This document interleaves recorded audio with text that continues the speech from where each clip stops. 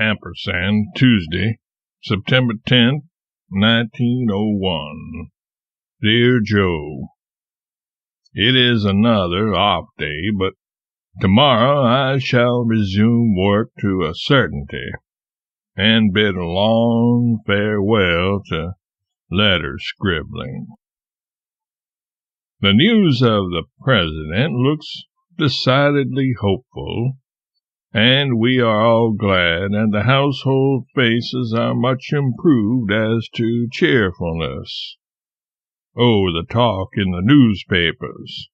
Evidently the human race is the same old human race, and how unjust and unreflectingly discriminating the talkers are.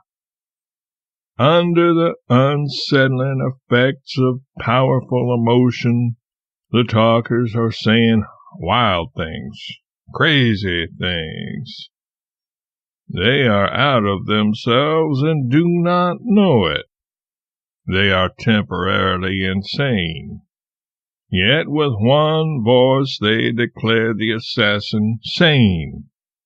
A man who has been entertaining fiery and reason, debauching maggots in his head for weeks and months. Why, no one is sane, straight along, year in and year out, and we all know it. Our insanities are of varying sorts and express themselves in varying forms. Fortunately, harmless forms as a rule. But in whatever form they occur, an immense upheaval of feeling can at any time topple us distinctly over the sanity line for a little while. And then, if our form happens to be of the murderous kind, we must look out, and so must the spectator. This ass with the unpronounceable name was probably more insane than usual this week or two back, and may get back upon his bearings by and by, but he was over the sanity border when he shot the President. It is possible that it has taken him the whole interval since the murder of the King of Italy to get insane enough to attempt the President's life. Without a doubt, some thousands of men have been meditating the same act in the same interval, but new and strong interests have intervened and diverted their overexcited minds long enough to give them a chance to settle and tranquilize and get back upon a healthy level again. Every extraordinary occurrence unsettles the heads of hundreds of thousands of men for a few moments or hours or days. If there had been 10 kings around when Humbert fell, they would have been in great peril for a day or more, and from men in whose presence they would have been quite safe after the excess of their excitement had had an interval in which to cool down. I bought a revolver once and traveled 1,200 miles to kill a man. He was away. He was gone a day. With nothing else to do, I had to stop and think, and did. Within an hour, within half of it, I was ashamed of myself, and felt unspeakably ridiculous. I do not know what to call it if I was not insane. During a whole week my head was in a turmoil, night and day, fierce enough and exhausting enough to upset a stronger reason than mine.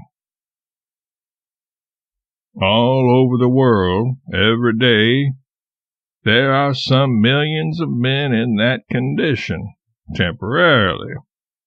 And in that time there is always a moment perhaps only a single one, when they would do murder if their man was at hand. If the opportunity comes a shade too late, the chances are that it has come permanently too late. Opportunity seldom comes exactly at the supreme moment. This saves 1,000,000 lives a day in the world, for sure. No ruler is ever slain, but the tremendous details of it are ravenously devoured by 100,000 men whose minds dwell, unaware, near the temporary insanity frontier. And over they go now. There is a day, 2 days, 3, during which no ruler would be safe from perhaps the half of them. And there is a single moment wherein he would not be safe from any of them, no doubt. It may take this present shooting case 6 months to breed another ruler tragedy, but it will breed it. There is at least one mind somewhere which will brood and wear and decay itself to the killing point and produce that tragedy. Every Negro burned at the stake unsettles the excitable brain of another one. I mean the inflaming details of his crime and the lurid theatricality of his exit to it, and the duplicate crime follows, and that begets a repetition, and that one another one, and so on. Every lynching account unsettles the brains of another set of excitable white men and lights another pyre. 115 lynchings last year, 102 inside of 8 months this year. In 10 years, this will be habit on these terms. Yes, the wild talk you see in the papers, and from men who are sane when not upset by overwhelming excitement. A U.S. Senator, McKinley, wants this Buffalo criminal lynched. It would breed other lynchings of men who are not dreaming of committing murders now and will commit none if Cullum will keep quiet and not provide the exciting cause. And a district attorney wants a law which shall punish with death attempts upon a president's life. This, mind you, as a deterrent. It would have no effect, or the opposite one. The lunatic's mind space is all occupied, as mine was, with the matter in hand. There is no room in it for reflections upon what may happen to him. That comes after the crime. It is the noise the attempt would make in the world that would breed the subsequent attempts, by unsettling the rickety minds of men who envy the criminal his vast notoriety, his obscure name tongued by stupendous kings and emperors, his picture printed everywhere, the trivialest details of his movements, what he eats, what he drinks, how he sleeps, what he says, cabled abroad over the whole globe at cost of $50,000 a day, and he only a lowly shoemaker yesterday, like the assassin of the President of France, in debt 3 francs to his landlady and insulted by her. And today she is proud to be able to say she knew him as familiarly as you know your own brother, and glad to stand till she drops and pour out columns and pages of her grandeur and her happiness upon the eager interviewer. Nothing will check the lynchings and ruler murder but absolute silence, the absence of powwow about them.